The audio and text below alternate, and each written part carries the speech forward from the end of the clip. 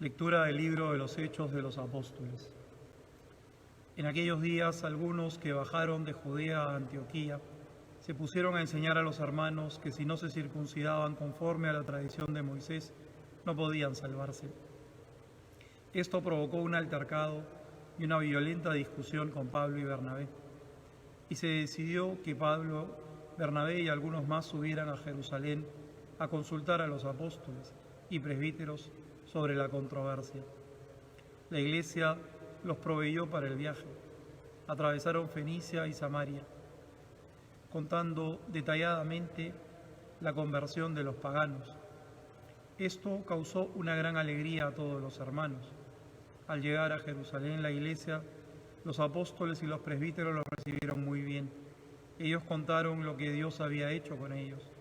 Pero algunos de la secta de los fariseos que habían abrazado la fe intervinieron diciendo: hay que circuncidarlos y exigirles que guarden la ley de Moisés. Los apóstoles y los presbíteros se reunieron a examinar este asunto. Palabra de Dios. Salmo responsorial.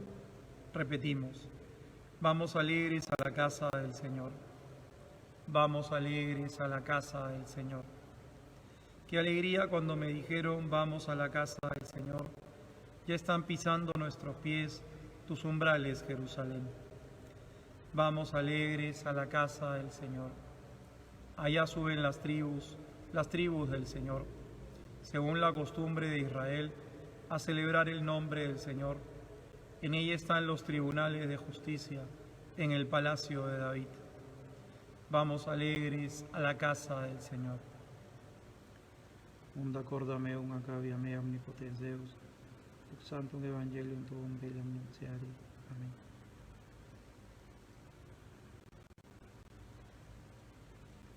Aleluya. Permanezcan en mí y yo en ustedes, dice el Señor. El que permanece en mí da fruto abundante. Aleluya. El Señor esté con ustedes. Lectura del Santo Evangelio según San Juan. En aquel tiempo dijo Jesús a sus discípulos: yo soy la verdadera vid y mi Padre es el viñador. Si alguno de mis sarmientos no da fruto, Él los arranca y poda los que dan fruto para que den más fruto. Ustedes ya están limpios por las palabras que les he hablado. Permanezcan en mí y yo permaneceré en ustedes. Como el sarmiento no puede producir frutos por sí mismo si no permanece en la vid, así tampoco pueden ustedes producir frutos si no permanecen en mí. Yo soy la vid, ustedes los sarmientos. El que permanece en mí y yo en él, ese da fruto abundante, porque sin mí no pueden hacer nada. Al que no permanece en mí, lo tiran fuera, como los sarmientos secos, y luego los recogen y los echan al fuego y arden. Si permanecen en mí y mis palabras permanecen en ustedes, pidan lo que quieran y se les dará. Con esto recibe gloria mi Padre, que ustedes den fruto abundante. Así serán discípulos míos. Palabra del Señor. Evangelica dicta eleantur nostri. Delicta. Amén.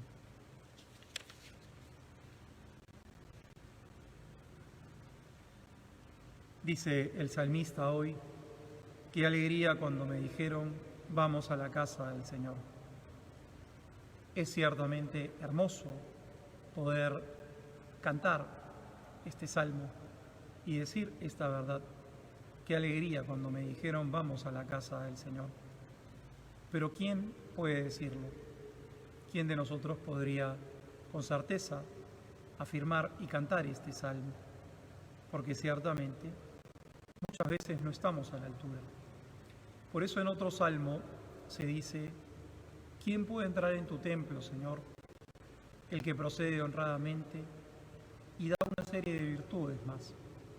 Por lo tanto, es difícil poder cantar este salmo y decir: ya están pisando mis pies tus umbrales, Jerusalén.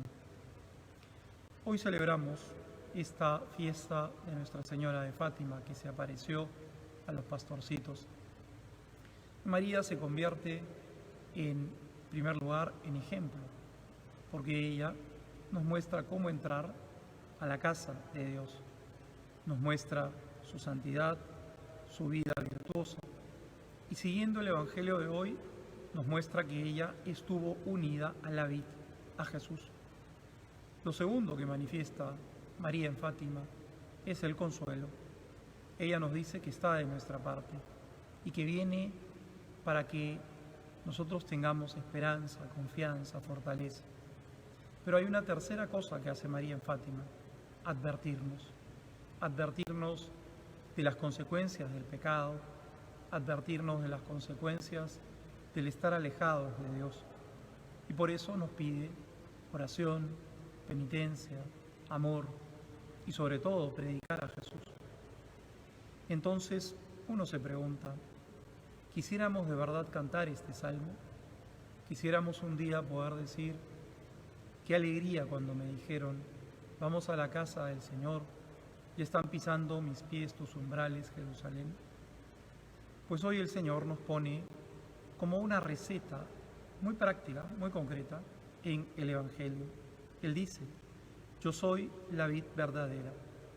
Y lo primero que debemos hacer para poder caminar hacia la casa de Dios es reconocer a Jesús como la única vid y la verdadera vid.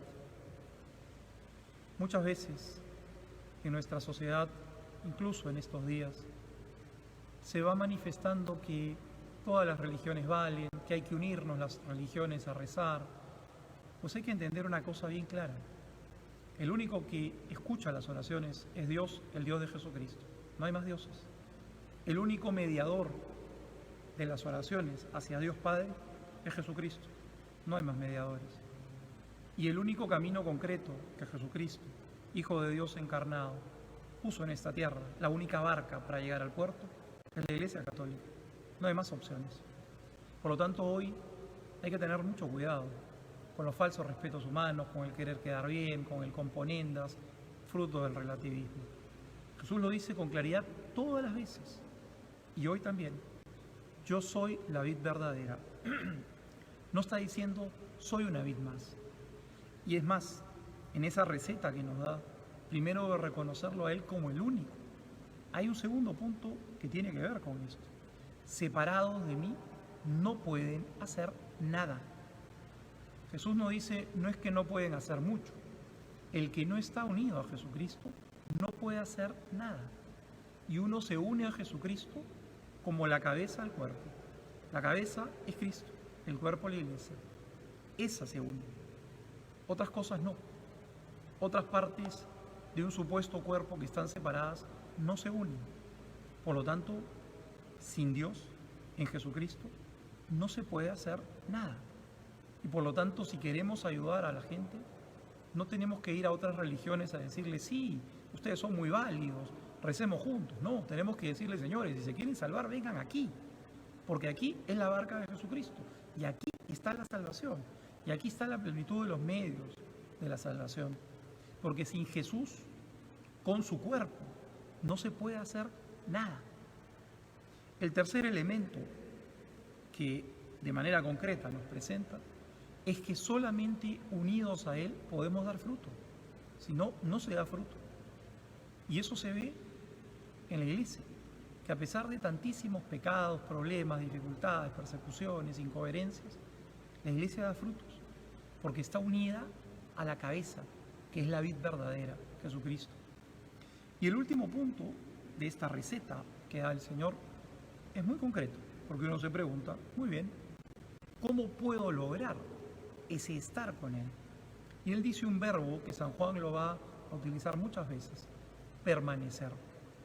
El permanecer no es solamente quedarme en un lugar, sino que teológicamente desde la cultura bíblica implica un estar insertado, unido, el tener una amistad y una unidad muy grande con quien se permanece. Vivir la misma vida de Jesús.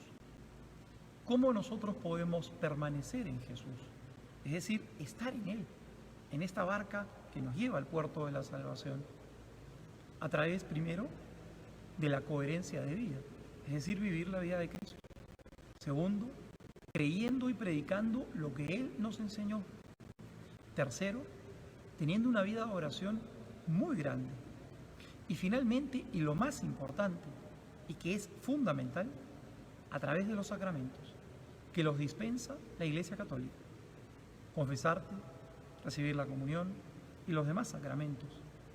Por lo tanto, hay formas muy concretas de permanecer en Él, de ser sus amigos, de dar fruto, de poder muchas cosas, de estar insertados en la vida y a partir de eso, de cantar este salmo.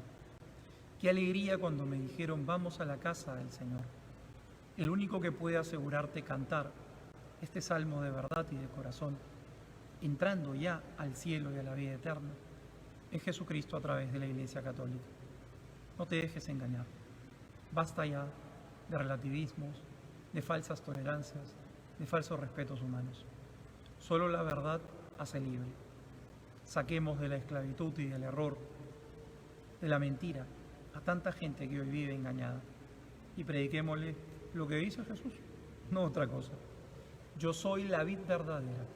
Separados de mí no pueden hacer nada.